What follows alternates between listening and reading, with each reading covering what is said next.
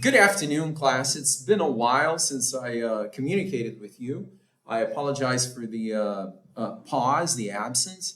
I wanted to give you guys a heads up that let's go to business first, right? First off, if you check your course information page here, you will see that I've updated the schedule of activities. So again, from your menu, you go to course information, and then if you click on the new schedule, you will notice a few changes, right? You will notice that I highlighted some content like Lockhart and Per Grande, also how to comment on journal articles. So I've highlighted a few items, and what I did was I postponed them for a session or two, in this case for 12 days.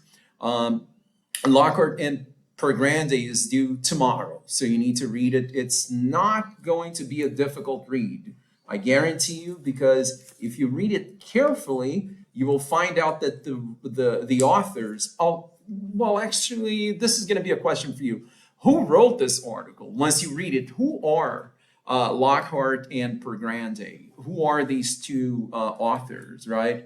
That's just a hint to you that it's not going to be difficult to read it, okay?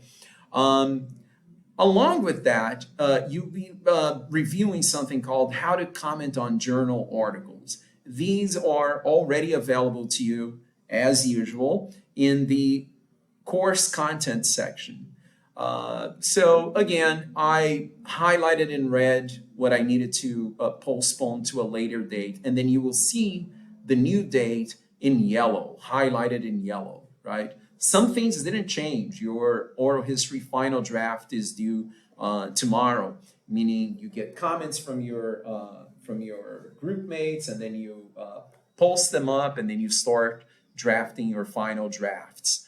Also, you will notice that artifact presentations, right, which were due originally on the 25th of this month, they've been postponed, starting, well, group one's artifact presentation starting on the 1st of November, then group two on the 8th of November, and so on. So that's all the way by next month.